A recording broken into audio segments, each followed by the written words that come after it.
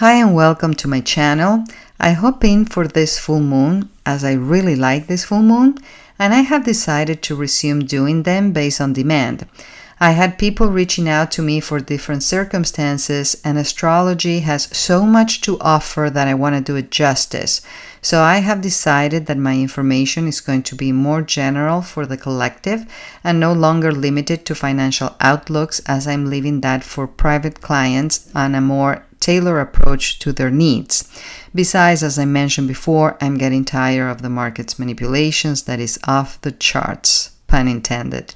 But to compensate, I'm gonna add a sign-by-sign videos so you'll know what this lunation means for you. Likewise, my name is changing too as I'm no longer niched down to one aspect of astrology or life, and all these changes are in line with the astrology anyway, and Uranus just crossed my ascendant, which is quite liberating among other things. Anyway, let's get started. So today I'll analyze the astrology of this full moon in Sagittarius. Even if full moons are usually more challenging as situations reach fullness and they tend to be confrontation as the luminaries oppose, resulting in releasings or terminations due to either situations reaching to a peak or confrontations or both, this full moon has a positive outlook as is ruled by Jupiter, the great benefic, which is at 0 Cancer, and Jupiter is exalted in Cancer. And 0 degrees of the cardinal signs are critical degrees, but a positive one, and is the most cardinal energy within the cardinals, meaning pointing to a new start. And in order to make room for that fresh start, we need to bring something to a close to leave room for the new. But this closure looks more like a graduation of some sort, as Jupiter is a teacher and also rules higher education and faith, aiming the arrow high at higher goals and aspirations. There's also a mutual reception here as Jupiter is in the sign ruled by the moon and the moon is in the sign ruled by Jupiter. So there's a mutual support between these planets and their influences. And Jupiter is the traditional ruler of Pisces, where the North Node is. That is like our guiding star. So this is all very Jupiterian energy and is working in tandem for a bigger cause, to raise the bar for a spiritual cause. Jupiter is also conjunct Mercury, the planet of communication, the messenger of the gods, bringing messages that hit home, as is in the sign of Cancer. Cancer is like the crab, the animal that does not leave the home. And Mercury is also the merchant planet, favoring transactions and business ventures, especially if it is a business that is done from home, like an online business or a home rental business or a home office or a homestead. Because we're coming from and we're still under the influence of the recent Gemini new moon that was ruled by Mercury in its own rulership, though weakened by the sun because it was combust, this prompted new beginnings in the communications and business sectors, and that was witnessed by Jupiter in Gemini too, which, though it was in detriment and weak, was contributing to benefiting that influence. So this full moon works in tandem with the recent new moon and continues the story. Now, the luminaries, the sun and the moon, are at the bending of the Nords of fate, making a grand cross, so we are like at a crossroads between past and future. And we know humans to resist change, and yet is the only constant. Otherwise, there's stagnation and thus decay, and that can be comfortable at first, but only for so long. We are challenged to embrace the new, the uncomfortable unknown, but there's an element of faith. Now, the moon is in a beautiful grand trine with warrior Mars fighting the good fight in fiery Leo. So it's ready to take charge ahead and meeting fire with fire. So there's no stopping us. And it's also in a trine with Chiron too, the wounded healer. That's the place where we hurt, but also where we heal. Because in order to heal, we have to face the hurt first. And is in the sign of Aries, which gets very defensive, but is ruled by Mars, the action-oriented planet, supporting this change because it rectifies things, it sets the record straight, and that brings up closure and healing. Uranus is square Mars in fixed signs. So Uranus in Taurus wants to break free, and Mars in Leo wants what it wants, but none of them wants to yield. So what is it going to be? Do you want to invest the energy required to break free from a situation that you feel stuck in, or you're going to throw caution to the wind and go for what you want? The thing is, you don't have to choose because you can allocate time for each other. At the end of the day, it's about balance. And this is because Saturn, aka Kronos, the Lord of Time, is conjunct Neptune, the Lord of Expansion, in the sign of Aries, the hot cardinal sign of new beginnings, which is ruled by Mars, the warrior planet. So Mars is very strong now, for better and for worse, because Mars gives you the impulse you need, but you don't want to lose your measure either. So it's about to achieving balance. And it's not hard to achieve balance. What is hard is to maintain it. Now, let me recap on this Saturn-Neptune conjunction that is very unique. Not only that happens once every 36 years, but Saturn is chasing Neptune and they get as close as they can without touching. What I call the dry hump conjunction, because until they meet, which will happen in February of 26, they cannot manifest a new life. But in the meantime, Saturn is slow and steady building structure for what is new, and Neptune keeps up the faith and asks you to give it to God, because with the help of the divine, we can bring our dreams into manifestation. Now, Neptune is castles in the air and Saturn is foundations. So when you put a foundation to the castle, now you have a castle on earth. And before we can manifest anything, it starts in the realm of the ideas. And this is what the recent new moon in Gemini was all about. But now the Saturn-Neptune conjunction squares the Jupiter-Mercury conjunction. And these are in cardinal signs, so we're eager to start something, and maybe more than one thing, but we might not know what to do first. And that's when go-getter Mars has to be tempered, because Uranus wants sudden change. But in an Earth sign, we're forced to stay grounded, not to rock the boat too much. And all of that is bound to change soon when Uranus moves into Gemini by July 8. But we're feeling the pressure as it's approaching an already critical degree of the sign until it finally steps into Gemini, where it's going to further rock the boat, but more on that later. The conjunction sextile Uranus is helping us to go with the flow of change to manifest in a realistic way, because it's the only sustainable way.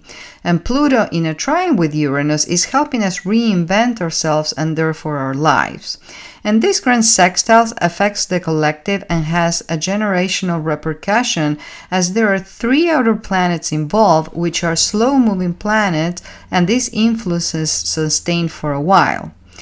Now, Venus, the lesser benefic, is now in Taurus, where she's exalted, and this is benefiting love, harmony, beauty, and diplomacy.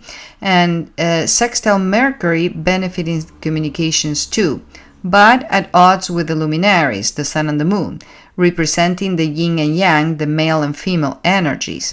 And she's squaring Pluto, telling us that we need to transform the way we love. And I can tell you, as a therapist myself and working with couples, most of the problems arise from having different love languages. We want to receive the way we express. And as we're different people, we have different needs. So we need to negotiate how we relate. And the relationship is the third entity among the partners, which makes for the holy trinity of the relationship. So it's not just about you and him or her, but about the ecosystem that you both build together, and Pluto is asking you to reinvent that. At least Venus is now separated from wounded Chiron, and Chiron is supported by Mars, its dispositor, with a nice trine, and this tells us that the way to heal is to take actions towards it, because when Venus was in Chiron, it made us realize that what is that we have to heal, and now how to go about it. which is not by sweeping it under the rug, is by taking action, like to see a therapist, for example, start a new regime, you name it. Now, let's see how this will affect the USA. On the world stage, this full moon falls in the first house of the United States, and the moon rules the public opinion. And we have a lot of political theater going on, regardless of where you stand. This is showing the Hegelian dialectic. The both wings belong to the same bird, and the bird being the unelected officials that we don't hire nor fire, that are the master puppeteers behind the scenes. And I have my own opinions on the matter, not that you might care to hear about them. But rest assured that things are not what they seem. It's all a big chess game, and we're just peons. But this show is for us, because we're more, and so they have to divide us to get on each other instead of them.